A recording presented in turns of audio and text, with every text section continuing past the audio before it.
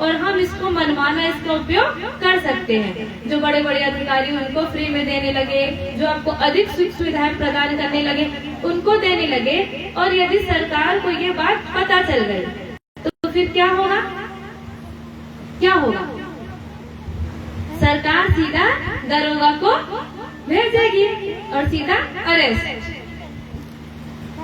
पहले तो आपका जो मैनेजर का पद है वो छीन जाएगा और उसके बाद कारावास में दंड भी भोगना पड़ेगा। तो वही न जानकारी बस आप लोग भगवान का तन मन धन यदि किसी भी साधारण व्यक्ति या कथावाचकों को देते हैं तो क्या होगा? कल आप सुने ही होंगे कि हम लोग जैसे यमराज को सनातन वाले यमराज कहते हैं ना, वैसे ही मुस्लिम संप्रदाय के लोग दरोगा कहते हैं। तो जो भगवान सरकार है वो क्या करेगा? वो भी उसी दरोगा को भेजेगा अरेस्ट करने के लिए कि देखिए हमारा तन मन धन जो है ना, वो तो पहले ये बीवी बच्चे घर परिवार नौकरी चाकरी में लगाए थे, फिर अब पुण्य के लाभ में किसी अन्य को दान दे रहे हैं। और देना किसको था? तन मन धन सब तेरा। किसका भाई? भगवान का। तो देना तो था हम लोग को भगवान जी को, लेकिन दे दिए किसको? पुण्य के लालच में किसी व्यक्ति या कथा प्रवचनकर्ता को। तो दंड नहीं भोगना पड़ेगा। स्वर्गीय लिखा के भी क्या लाभ? जिन लोग नहीं जानते हैं उन लोग तो भले आपके शरीर छूटने के बाद लिख देंगे स्वर्गीय, लेकिन यदि आप लोग ने ऐसा कोई कर्म किया ही नहीं तो वो स्वर्गीय वाला टाइटल भी झूठा हो जाएगा। दंड के रूप में नरक भोगना पड़ेगा। इसीलिए जो ये तन मन धन है ना, वो सिर्फ भगवान का है। न जानकारीवश आप लोग इतने वर्षों तक लगा दिए खेत परिवार, खेत खलिहान, मकान दुकान, संपत्ति परिवार में कोई बात नहीं, लेकिन अब तो सदन तत्व ज्ञान परिषद की इतनी सारी भक्त सेवक लोग आके आपको 7 दिनों तक, पिछले 4 दिन तो हो ही गए, आज 5वां दिन है, अब तो आप लोग को जानकारी हो गई ना कि भगवान जी का है। आप लोग को पता है कि जैसे हम लोग कहीं किसी दुकान पे जाएंगे और वहाँ लिखा होगा कि आप सभी सीसीटीवी के निगरानी में हैं, तो हम लोग क्या करते हैं? सचेत हो जाते हैं ना। कोई कितना भी ईमानदार हो, वहाँ उस दुकान में जाके भले किसी वस्तु को छुए मत, लेकिन बस ये लिख दिया जाए, भले वो सीसीटीवी खराब हो, लेकिन बस इतना ही लिख दिया जाए कि आप सभी सीसीटीवी के निगरानी में हैं। तो बेईमान का तो पता नहीं, लेकिन ईमानदार और सावधान हो जाते हैं कि अरे सीसीटीवी लगा है, कुछ नहीं छुएंगे तो कम से कम अपना वस्त्र वगैरह सीधा करने लगेंगे, कह रहे हम सीसीटीवी के निगरानी में हैं। तो शायद आप लोग को ज्ञात नहीं होगा, इसीलिए आप लोग ऐसे कर्मों में लगे हुए हैं जो अधर्म में आता है। क्या ज्ञात नहीं होगा पता है कि हर क्षण हम लोग भगवान के सीसीटीवी के निगरानी में हैं। हर किसी जीव के साथ भगवान के 2 दूत लगे हुए हैं। लोग सोचते हैं ना कि विनती प्रार्थना करते हैं तब तो भगवान देख रहे हैं, और चोरी बेईमानी छल कपट करते हैं तो भगवान नहीं देख रहे, यही नहीं सोचते हैं। अगर ये नहीं सोचते तो कोई करता ही नहीं। जब साधारण से सीसीटीवी जिसकी क्षमता कितनी है, ज्यादा से ज्यादा वो कंप्यूटर में 6 महीने लोड रहेगा, उसके बाद अपने आप डिलीट। मात्र उस सिर्फ लिख जाने की वजह से हम लोग सावधान हो जाते हैं, वहाँ कुछ नहीं करते।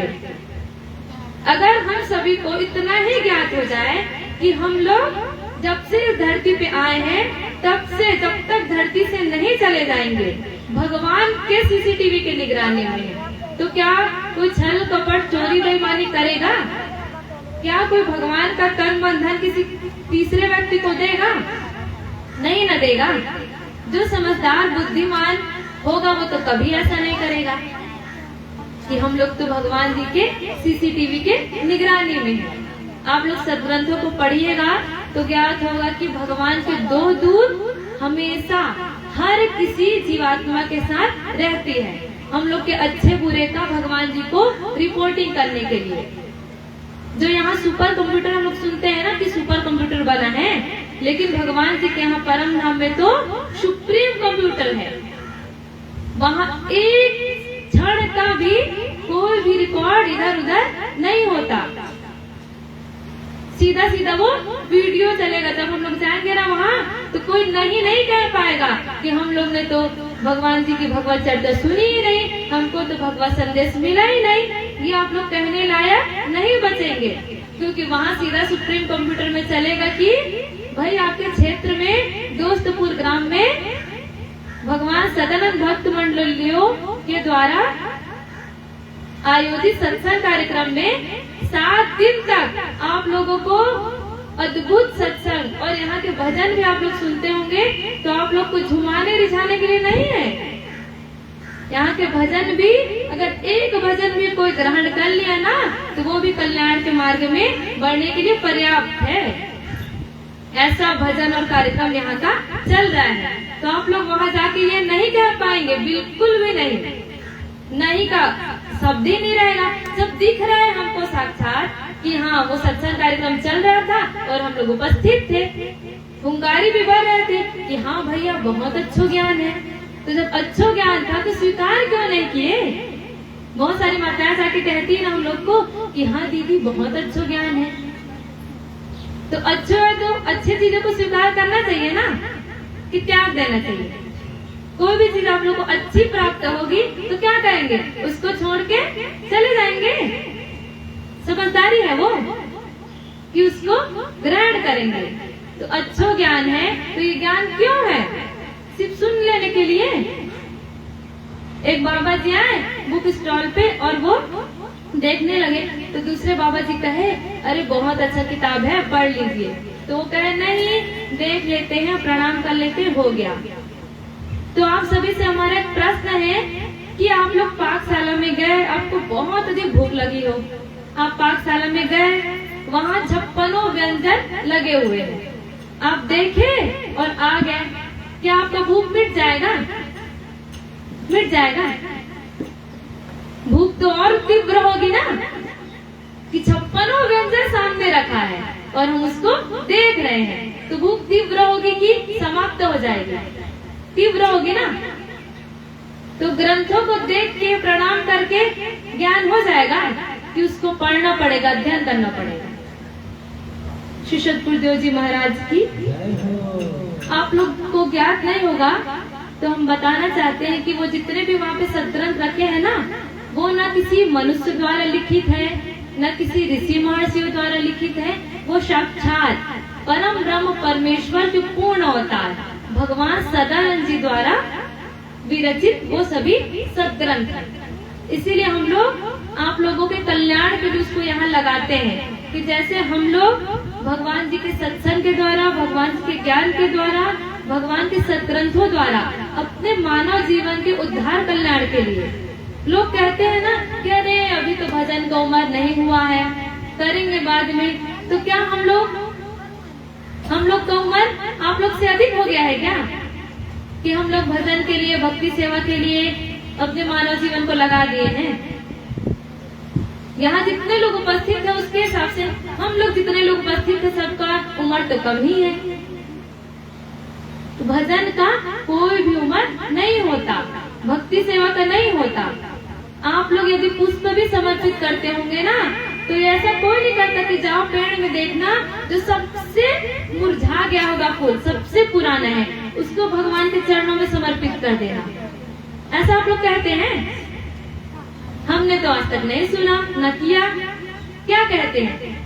अगर बच्चों को भी भेजेंगे तो कहते हैं कि जाओ जो आज ही खिला होगा ना ताजा पुष्प, उसको लेके आना भगवान के चरणों में समर्पित करने के लिए।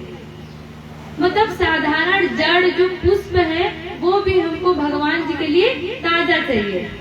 और अपने तन का समर्पण करना है तो अभी तो समय नहीं हुआ। क्या आप लोगों ने कोई बांड भर के आए हैं आप लोग, कि आप लोग का उम्र 100 वर्ष का ही है, कि 60 वर्ष के बाद आप लोग 40 वर्ष तक भक्ति सेवा करेंगे? हमें तो नहीं लगता कि ऐसा कोई लिखित में है। ऐसा तो नहीं है ना कि कब इस प्राण पखेरु शरीर से उड़ जाए उसका कोई ठिकाना नहीं है। इसीलिए समय रहते चेत जाइए और भगवान जी के भजनों में, भगवान जी के सेवा भक्ति में लगिए। श्री सतगुरुदेव जी महाराज की, परम पिता जी परमेश्वर की,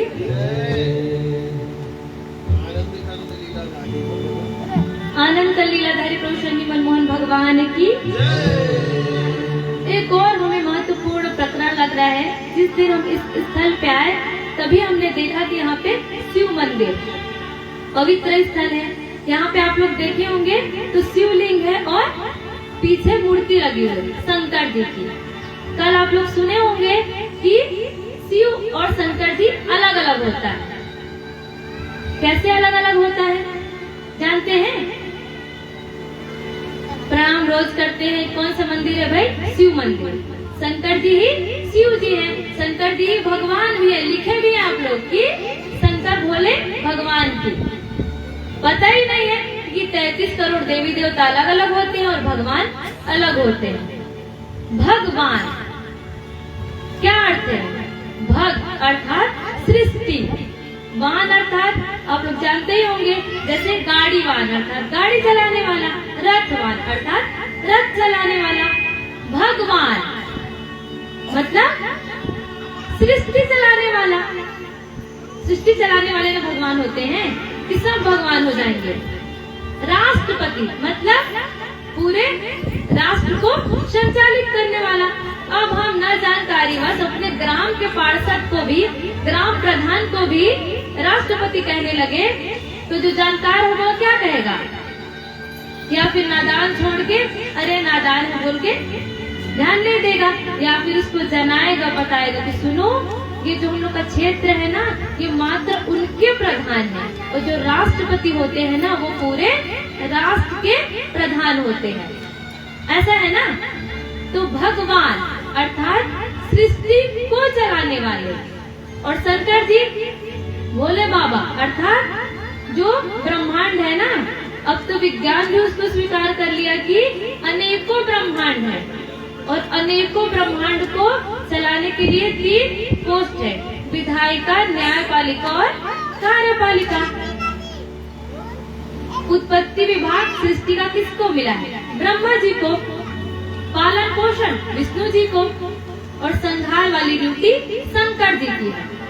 त्रिदेवों में शंकर जी का नाम आता है।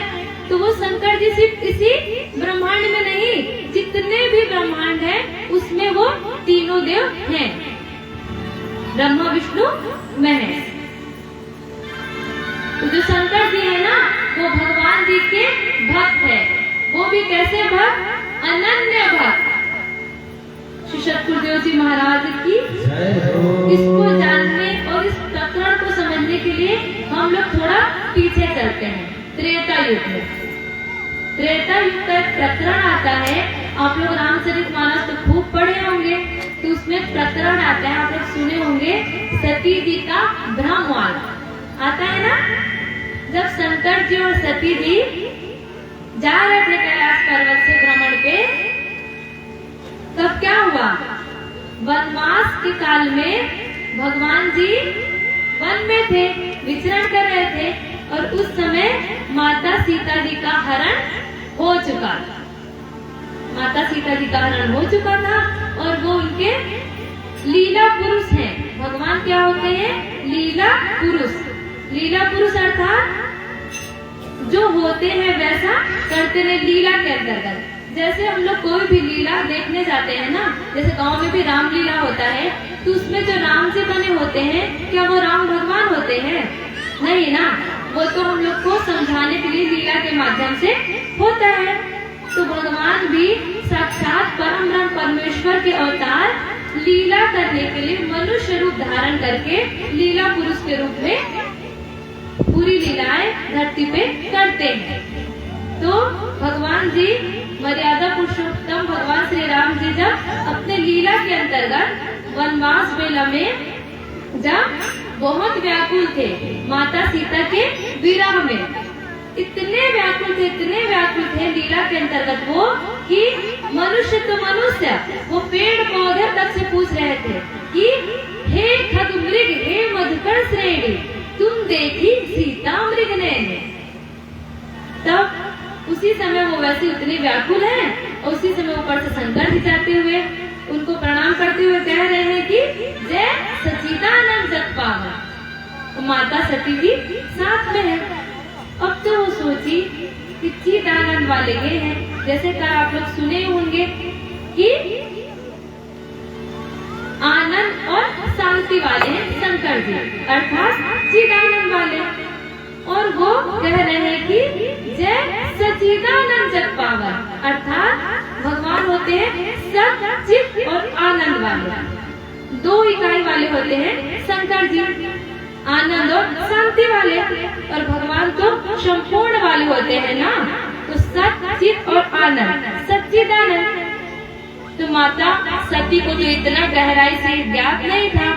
वो सोचे कि सारी दुनिया, जैसे आप लोग भी लिखे हैं ना भगवान, तो वो भी सोचे कि अरे सारी दुनिया तो इनको प्रणाम करती है, इनको महादेव महेश कहती है, और ये एक राजा के पुत्र राजकुमार जो अपनी पत्नी के विरह में इतने अधिक व्याकुल है कि इनको इतना भी ज्ञात नहीं हो पा रहा है कि किससे पूछना है।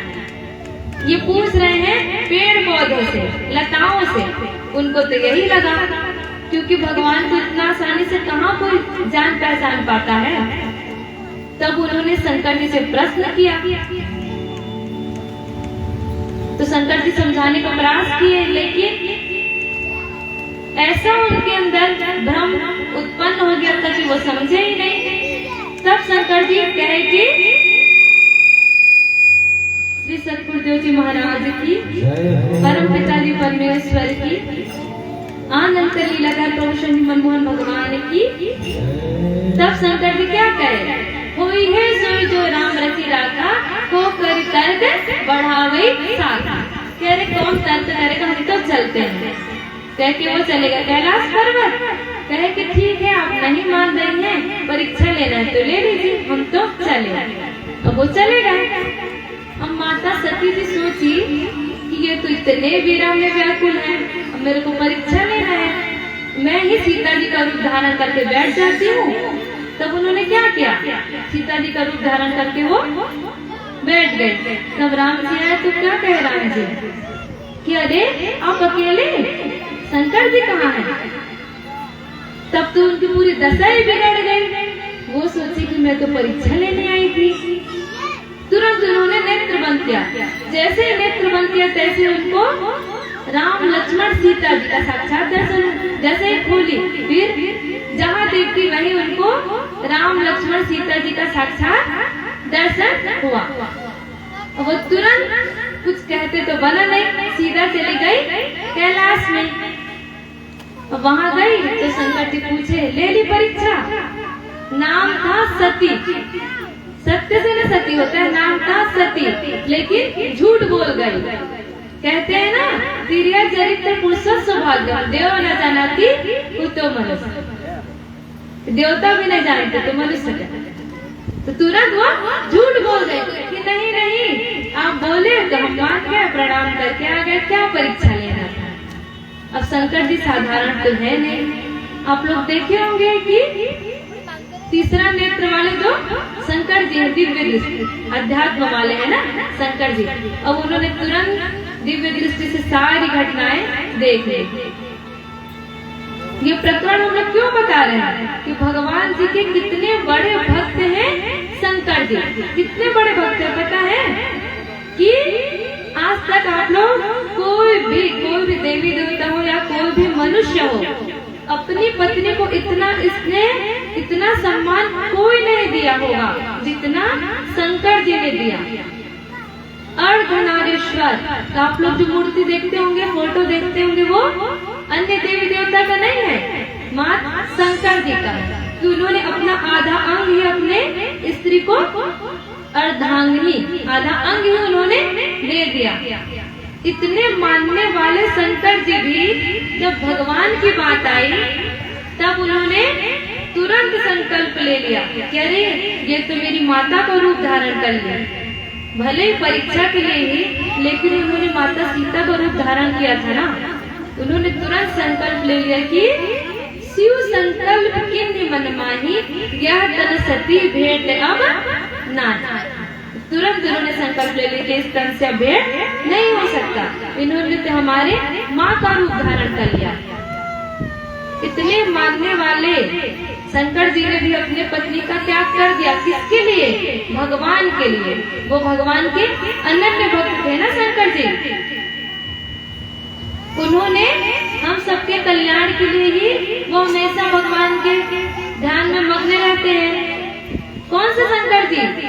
शिवलिंग वाले नहीं, जटाजूट वाले, जो डमरू वाले हैं, त्रिशूल वाले हैं, जिनका एक नाम पशुपति भी है। क्यों है? क्योंकि उनके कैलाश पर्वत में सब एक दूसरे से विरोधी पशु पक्षी रहते हैं। शक्ति के कौन है? साठी। शक्ति के वाहन कौन है? बाघ। और शंकर जी का बैल। गणेश जी का मूषक और कार्तिकेय जी का सतगुरुदेव जी महाराज की जय। गणेश जी का महान मूषक है तो कार्तिकेय जी का मोर। तो कैलाश पर्वत ऐसा स्थान है जहाँ पे सभी एक दूसरे के विरोधी पशु पक्षी भी साथ में रहते हैं। शंकर जी वासुकी नाग को अपने गले में धारण किए हुए हैं, जिनको हम लोग भोलेनाथ भी कहते हैं। क्यों कहते हैं पता है? वो इतने भोले हैं, वो भगवान के ध्यान में इतने मग्न रहते हैं कि कोई भी असुर राक्षस भी उनको तपस्या करके जब प्रसन्न कर देता है ना, तो जो भी वरदान मांगते हैं वो दे देते हैं। जैसे कि भस्मासुर ने वरदान मांगा तो वो दे दिए, और खुद पे ही आ गया उनके कि उन्होंने दे दिया कि हाँ ठीक है, जिसको स्पर्श करेंगे भस्म हो जाएगा। तो असुर होते हैं, वो तो अपने इष्ट के पीछे ही लग गए। उसी प्रकरण में भगवान जी जब उनको बचाने आए तब उन्होंने कहा कि हाँ आप सही में एकदम भोले ही हैं। तब से उनका नाम भोले भी पड़ गया। तो इतने भगवान जी के अनन्य भक्त शंकर जी। लेकिन ये प्रकरण हम लोग क्यों ले रहे हैं पता है? उनके नाम पे आज समाज में इतनी विकृतियां फैला दिए हैं लोग। इतने पवित्र, इतने कल्याण कारक है वो कि हमेशा भगवान के ध्यान में लीन रहते हैं। लेकिन उनके सिर्फ एक कल्याण परक कारण। कौन सा कारण? जगत कल्याण के लिए जब समुद्र मंथन हुआ अमृत प्राप्ति के लिए, तो समुद्र मंथन में अमृत तो अंतिम में निकला। पहले क्या निकला? कालकूट विष, हलाहल विष के नाम से भी जिसको जाना जाता है। कालकूट विष जब निकला तब तो पूरा त्राहिमाम वाली स्थिति हो गई। समझ ही नहीं पाए लोग कि अब करना क्या है। तब शंकर जी के पास सब लोग गए। अब शंकर जी तो शंकर जी हैं, भोले बाबा हैं, भगवान के भक्त हैं, और भक्त तो भगवान परम दयालु होते हैं, तो भक्त भी दयालु तो होते ही हैं। तो उन्होंने जगत कल्याण के लिए कालकूट विष को ग्रहण करना स्वीकार कर लिया, और स्वीकार करके भी उन्होंने अपने कंठ में उसको धारण किया, उदर में जाने नहीं दिया। इसलिए उनका एक नाम पड़ा नीलकंठ। लेकिन ये बात उनके कल्याण वाली कोई विचार करते नहीं है। हम पिछले 4 दिनों से देख रहे हैं कि यहाँ पे सत्संग का इतना पवित्र कार्यक्रम हो रहा है, इतना पवित्र स्थल है शिव मंदिर, लेकिन फिर भी शंकर जी के नाम पे लोग चिलम सुलगाते हुए दिख जाते हैं। भले आप लोग गौर नहीं करते होंगे, लेकिन इतना दुर्गंध आता है कि हम लोग न चाहते हुए भी गौर हो जाता है। इस कारण हमको ये प्रकरण यहाँ लेना पड़ा कि इतना पवित्र स्थल को तो कम से कम आप लोग उन अनन्य भक्त शंकर जी के नाम पे अपवित्र मत कीजिए। उन्होंने जगत कल्याण के लिए कालकूट विष को ग्रहण किया, मात्र अपने कंठ तक। लेकिन उनके नाम पे लोग कहते हैं कि उनको चढ़ाते भी धतूरा है। जितने भी विषैले पदार्थ है, जितने भी कटीले हैं, सब उनको लाके समर्पित कर देते हैं। क्या वो प्रसन्न होंगे? बल्कि उनके बाद ये सब देख के अन्य कोई देवी देवता जगत कल्याण के लिए कुछ करेगा भी नहीं।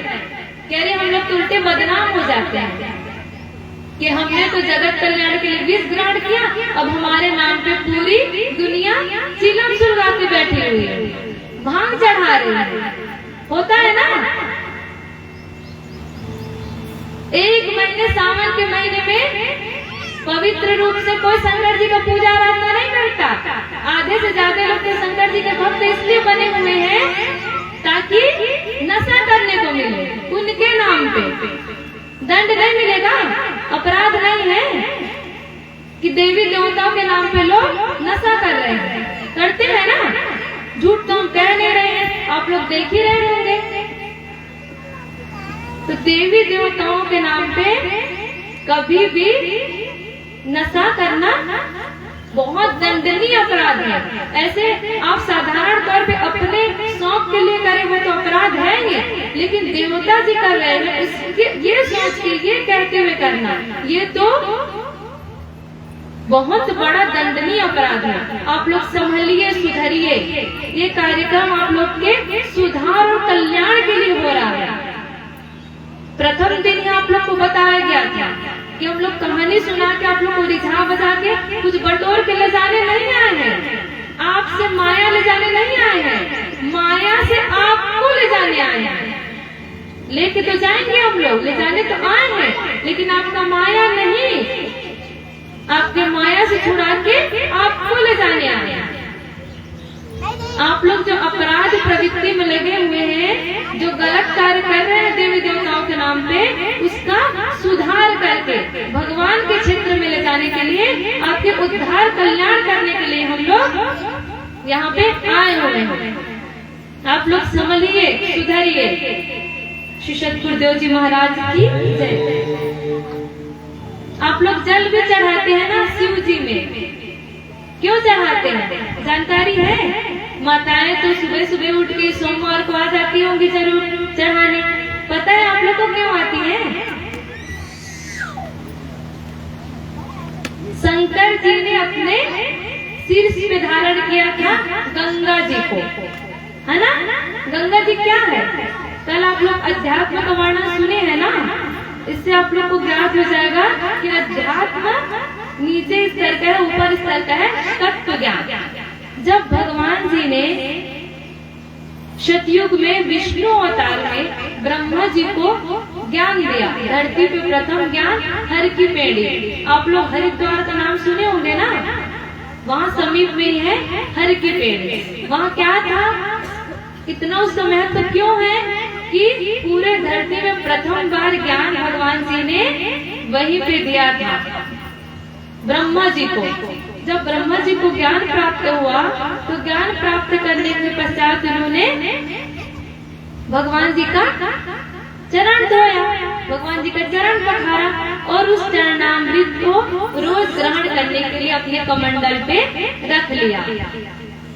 जब भागीरथी जी तपस्या करके गंगा जी को धरती पे लाना चाहे, तब बात आई कि गंगा जी तो भगवान के चरणामृत है और भगवान के चरणामृत सीधे धरती पे आए तो धरती उसको, उस प्रताप को, उसके ताप को सहन नहीं कर पाएगी।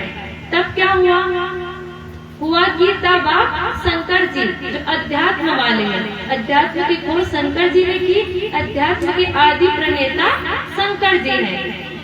तब कहा गया कि आप लोग भागीरथी जी को आदेश हुआ कि आप शंकर जी को प्रसन्न कीजिए, उनको कहिए अगर वो मान जाए तो धरती पे गंगा जी आ सकते हैं। तब उन्होंने फिर तपस्या किया। तब शंकर जी कहाँ धारण करते हैं? शीश पे। भगवान जी के चरण रज को अध्यात्म वाले शीश पे धारण करते हैं। इसी से आप लोग को ज्ञात हो जाएगा कि शंकर जी नीचे स्तर, अध्यात्म स्तर के हैं और भगवान सर्वश्रेष्ठ है, सर्वशक्तिमान है। उनके चरणामृत को शंकर जी ने शीश पे धारण किया था ना गंगा जी को। इसीलिए ना जानकारी वश भी जब हम लोग को प्रसाद मिलता है तो लोग प्रसाद ग्रहण करके जो अवशेष बचता है उसको शीश पे लगाते हैं ना। नहीं जानते हो भले लोग इधर उधर हाथ पैर पे कर देते होंगे, लेकिन जो जानकार है उन लोग सीधा सीधा शीश पे करते हैं, है ना। भगवान जी के प्रसाद पे। तो भगवान जी का चरणामृत था गंगा जल। उन्होंने हम लोग के कल्याण के लिए, जगत के कल्याण के लिए भगवान की चरणामृत को धरती पे लाने में सहायता की। इसीलिए बीज रूप में जल चढ़ाया जाता है कि हम बीज रूप में देवी देवताओं को, आप लोग खेत में बीज देते हैं ना, तब ना आपको उतना फसल मिलता है। तो देवी देवताओं को बीज रूप में दिया जाता है। तो न जानकारी बस लोग शिवलिंग में चढ़ाते हैं, लेकिन धारण तो शंकर जी ने किया था। शंकर जी और शिव जी अलग अलग है। जो जटाजू डमरू वाले हैं ना, उन्होंने धारण किया था, उनको बीज रूप में देना था। दो ही देवता को देते हैं, शंकर जी शिवलिंग को देते हैं, न जानकारी बस देना शंकर जी को चाहिए और सूर्य देव को। सूर्य देव को क्यों देते हैं कि वो अपने ताप से समुद्र के जल को वाष्प बना के बादल बनाते हैं, फिर वो हमको फिर धरती पे जल की प्राप्ति होती है, इसलिए उनको भी हम लोग समर्पित करते हैं। तो कोई भी चीज देखा देखी धर्म और देखा देखी पाप से कोई लाभ नहीं मिलता। कुछ भी करना है तो जानते समझते हुए जो कल्याणकारी कार्य है वही करना चाहिए। न जानकारी बस देवी देवताओं के नाम पे गलत करने से सिर्फ और सिर्फ दंड की प्राप्ति होगी। शंकर जी हम लोग के कल्याण के लिए और भगवान के ध्यान में हमेशा रहते हैं ना। तो जब एक बार वो बहुत लंबे समय तक समाधि में थे, तब उनके मुख से 3 बार निकला शिव शिव शिव। शिव अर्थात होता है कल्याण, लिंग अर्थात होता है आकृति। तो ऐसी आकृति जो कल्याण परक हो, जो जीवों के कल्याण के लिए हो, वो है शिवलिंग। उसमें जो सर्प लिपटा रहता है ना, तो लोग सोच लेते हैं कि ये शिव जी वही शंकर जी हैं, और जो सर्प लिपटा हुआ है वो वासुकी जी है। नहीं, न जानकारी बस 1-2 फेरे में भी लोग लपेट देते हैं। लेकिन कहा गया है ना, यथा ब्रह्मांडे तथा पिंडे। तो वो जो शिवलिंग है ना, वो हम सभी के पिंड में भी, शरीर में भी स्थित है, हम सबके कल्याण के लिए। और जो उसमें लिपटी होती है ना, वो शक्ति है। वो 3.5 फेरे में रहती अपने पूंछ को मुंह में दबाए हुए। और जब कुंडली जागरण वाली प्रक्रिया होती है, तब वही जो शक्ति है सर्पेंट भाई, प्रचंड शक्ति जिसको कहते हैं, वो जब जागृत होती है, तब फिर आगे कुंडली जागरण वाली प्रक्रिया होती है। तो वो सबके कल्याण वाली शक्ति है, शिव शक्ति। शिव शक्ति हम लोग के कल्याण के लिए है वो। न जानकारी बस लोग कहते हैं कि अरे राम जी ने तो शंकर जी की स्थापना की थी, तो राम जी बड़े हैं कि शंकर जी। तो राम जी ने शंकर जी की स्थापना नहीं की थी। तो रामेश्वरम आप लोग सुने होंगे ना, जो 12 ज्योतिर्लिंग अपने पूरे देश में है, जगह जगह पे, उसमें एक है रामेश्वरम, जो अपने 4 धाम में से एक धाम में भी आता है। सुने भी होंगे, जाने भी होंगे, दर्शन भी कोई करने गया होगा। तो लोग ना जानकारी बस कहते हैं कि राम जी ने शंकर जी की स्थापना की थी। नहीं भाई, राम जी ने हम सबके कल्याण के लिए शिवलिंग की स्थापना की थी, जो आज रामेश्वरम के नाम से जाना जाता है।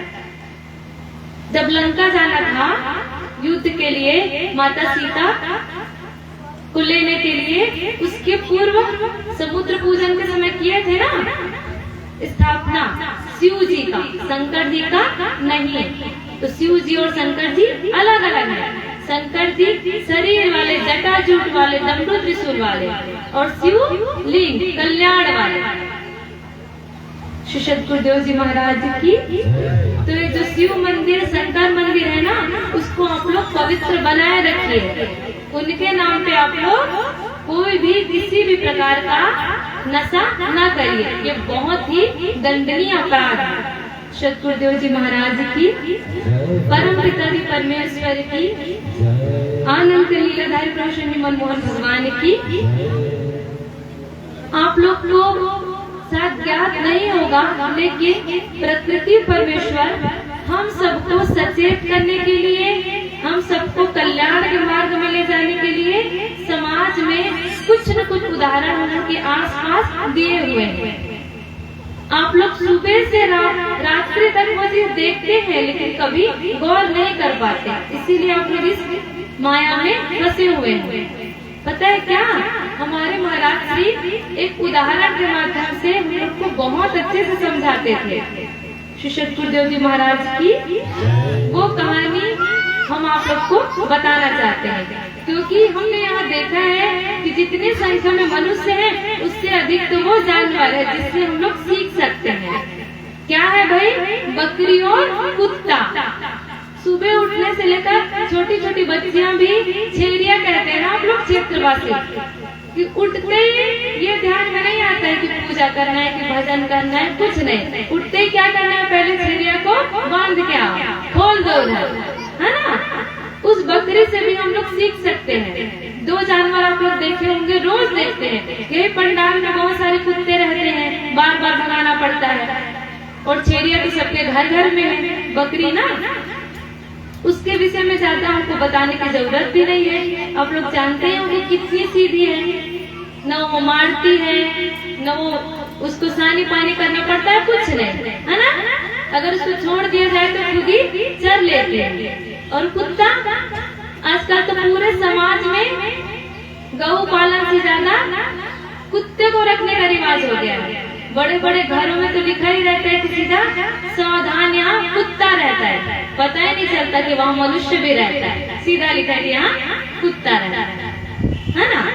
तो कुत्ता कैसा है? इतना खूंखार है वो कि अगर उसको पाल लिए और अगर वो चाटा तो भी खतरनाक, काटा तो अगर उसका विष लग गया तो अपने जैसे वो कुत्ता बना देगा। शायद आप लोग नहीं देखे होंगे, तो हमने बचपन में देखा, हमारे पड़ोस में ही एक भैया को काट लिया था। इतना अधिक वो रैबिट से पीड़ित हो गए थे कि वो कुत्ते जैसा भौंकते थे।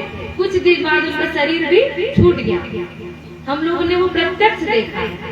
तो कुत्ता ऐसा खूंखार जानवर है कि चाटेगा तो भी हानि और काटेगा तो अपने जैसा बना देगा। और बकरी इतनी सीधी की कुछ नहीं देंगे तो भी काम चलता है, चल जाता है ना। लेकिन दोनों की गति आप लोग देखे हैं कभी? क्या होता है, क्या होता है दोनों की गति? बकरी इतनी सीधी पशु, इतनी सीधी जानवर को भी लोग काट कूट के खा जाते हैं। अलग अलग बिकता है, मुंडी तो टंगड़ी सब बिक जाता है ना। क्यों? माताओं को पूछा जाता है कि हम लोग क्यों रखिए? कहते हैं बिटिया हम लोग नहीं खाते। ऐसे बताते जैसे हम लोग बहुत पुण्य कर रहे हैं कि हम लोग तो नहीं खाते, लेकिन क्या करते हैं? बेच देते हैं। तो उसका क्या प्रयोजन है? बेचने के बाद क्या कसाई उसको प्रेम से रखेगा? क्यों लेता है वो आप लोग से? इतना मोल दे के क्यों लेता है बकरी आप लोग से? काट कूट के बेचने के लिए ना। उसका अपराध आप लोग को नहीं लगेगा, उसकी आह नहीं लगेगी। आप सोच के देखिए कि अपने नन्हे पुत्र को आप पालते हैं और हम लोग कह रहे हैं कि भेज दीजिए हम लोग के साथ, संत महापुरुष बनाएंगे, तो भी नहीं बिटिया हम तो नहीं भेज पाएंगे, बहुत मोह है, बचपन से इतने बड़ा किए हैं, कैसे भेजेंगे? क्यों? क्योंकि उनसे स्वार्थ लेना है। अगर बिटिया है तो घर का पूरा काम करेगी, बेटे हैं तो वंश चलाएंगे। और बकरी को तो इसीलिए लोग पाले हैं कि उससे धन प्राप्त होगा, इसीलिए ना। लेकिन उसकी आह लगेगी ना, उसके अंदर भी ना जीव है। 84 लाख जीवों के बारे में जो आप लोग सुन रहे हैं 4 दिनों से, तो क्या कुत्ता बकरी के अंदर 84 लाख जीव नहीं है? शरीर इतना बस परिवर्तन हुआ है। जितनी कष्ट पीड़ा आप लोग को होती है उतनी तो उन लोग को भी होती है। आप लोग तो भूख प्यास लगे तो बता भी सकते हैं, उन लोग तो वो भी नहीं बता सकते कि हमको भूख लग रहा है कि प्यास लग रही है कि दर्द पीड़ा है कि परेशानी है ना। नहीं बता पाती है ना। इतनी सीधी बकरी को क्या गति होती है? काट कूट के लोग खा डालते हैं, यहाँ तक कि उसके चमड़े तक का प्रयोग है कि चमड़े को ढोलक बना के तब तक बजाते हैं जब तक वो फट के खत्म ना हो जाए, है ना। और कुत्ता, आज तक देखे आप लोग कि कोई कुत्ते के चमड़ा को ढोलक बजाए? किसी ने आज तक बजा के नहीं देखा होगा। हो सकता है आखिर चमड़ा तो उसका भी बच जाए, लेकिन किसी ने देखा नहीं। क्यों? इतना बड़ा अंतर किस कारण? कभी आप लोग ने विचार किया कि पशु वो भी है, ये भी है, वो तो इतनी सीधी है, ये तो इतना खूंखार जानवर है, वो तो शाकाहारी बेचारी पत्ती वत्ती खा के चला लेती है, इसको तो जो पालते हैं जितना अपने लिए जुगाड़ करना पड़ता है खाने का, उतने उससे अधिक कहीं कभी कभी उसके लिए भी करना पड़ता है। ऐसा वो जानवर कुत्ता। तो भी अगर अभी हम लोग कोई मार के भगा दे डंडे से, अभी मोहल्ले में किसी का रोटी लेके भागे और अगर कोई मार के भगा दे ना, तो पड़ोसी उसको डांटने लगता है, क्या रे क्यों मार रहे हो भाई, है ना। लेकिन बकरी को खुद ही बेच के कसाई से काट कूट के खा जाते हैं, उसको कोई नहीं गाली देता। उल्टा एक दूसरे का देखा देखी, वो रखिए तो हम भी रखेंगे करके पूरे गांव में लोग छेरिया पाल के रखे हुए रखे हैं ना। क्यों इतनी दुर्गति क्यों होती है बकरी की, जानते हैं आप लोग? दोनों में मात्र इतना अंतर है कि उतना खूंखार होने के पश्चात भी कुत्ता क्या बोलता है? भौं भौं। भौं अर्थात आप। कुत्ता क्या बोलता है? आप। और हम लोग भी कुत्ते को क्या बोलते हैं? तू। अगर बुला के रोटी देना हो तो क्या बोलते हो आप लोग? तू तू करके बुला लेते हैं ना, कि वो हम लोग को भौं भौं, भो अर्थात आप बोलता है, और आप लोग उसको तू करके संबोधित करते हैं ना। और बकरी क्या बोलती है? बच्चा भी जानता है क्या बोलती है, दिन भर करती रहती है ना मैं, अर्थात मात्र उसके मैं कि मैं, सिर्फ मैं कहने का परिणाम है कि इतनी दुर्गति उसको झेलनी पड़ती है। आप सब लोग क्या कर रहे हैं? मैं और मेरा, वही न कर रहे हैं कि मैं, मेरा परिवार, मेरा घर, मेरी संपत्ति, मेरा दुकान, मेरा मकान, मेरा गांव, मेरा क्षेत्र, मैं न कर रहे हैं। तो आप लोग का क्या परिणाम होगा? क्या स्थिति होगी? क्या गति होगी? जरा विचार तो कीजिए। बकरी वाली होगी कि कुत्ते वाली? कौन सी स्थिति होगी ना। देखिए इतनी छोटी बच्ची को भी इतना समझ में आ रहा है कि स्थिति क्या होगी? बकरी वाली। वही दुर्गति होगा। जैसे आप लोग कसाई को बेच देते हैं ना, वैसे ही यमराज ले जाके, यमदूत ले जाके यमराज के आदेश में नरक में डाल देंगे। और फिर जो इतनी यातनाएं झेलनी पड़ती है ना, कि कहीं खौलता तेल होगा, तो कहीं रूरू कीड़ा होगा, तो कहीं क्या होगा। और उसमें यहाँ तो तकलीफ हो तो मर भी सकते हैं, ज्यादा तो पिटाई करे, दंड दे तो शरीर छोड़ के चले जाओ, मृत्यु। जो मारेगा उसी को दंड मिलेगा। वहाँ सीधा यमदूत कहते हैं कि हम लोग के पास दया नहीं होती, हम लोग का ड्यूटी है दंड देना। दया चाहिए आप लोग को, क्षमा चाहिए, तो वो भगवान के पास मिलेगा। नरक में किसी के पास भी दया नहीं होती, वहाँ सिर्फ दंड होता है, और वो आप लोग को झेलना ही पड़ेगा। आप लोग देख ही रहे हैं परिणाम, कि उतना खूंखार जानवर कुत्ता, उसको कोई मार काट के नहीं खाता, ना ढोलक बजाता है, सिर्फ उसके भाव आप कहने के कारण। और आप लोग बकरी जैसे दिन रात मैं करने में लगे हैं, तो परिणाम भी तो बकरी वाली झेलनी पड़ेगी ना। सतगुरुदेव जी महाराज की, परम पिताजी परमेश्वर की, आनंद लीलाधर कृष्ण मनमोहन भगवान की।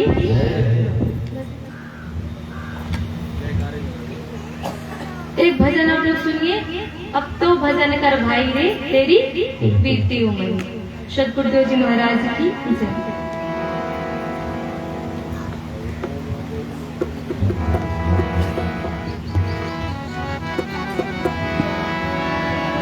सतगुरुदेव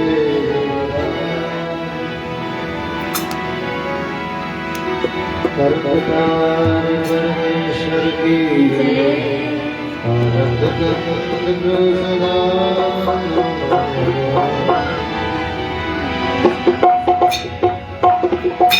अब जो भजन करे हरि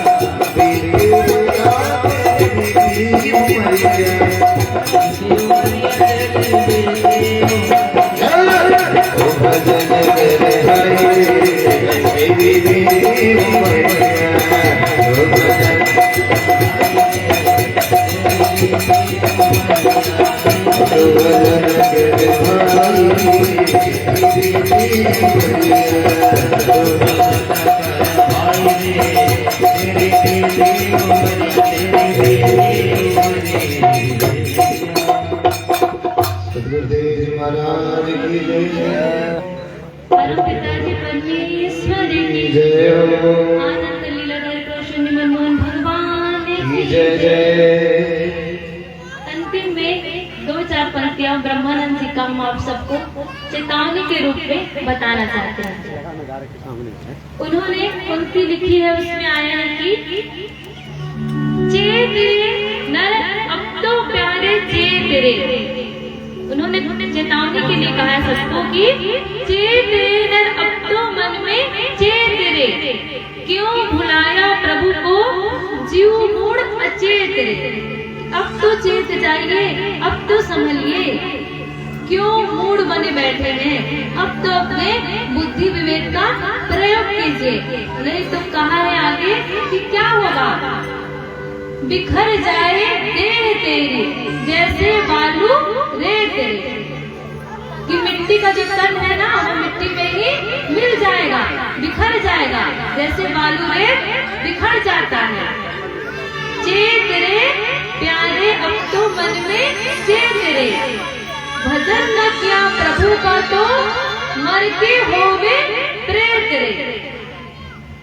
मानव जीवन मिला है महापुरुष सत्पुरुष बनने के लिए, भगवान के भक्त बनने के लिए, भक्ति सेवा करके, और भजन नहीं करेंगे तो क्या होगा, मर के होवे प्रेत रे।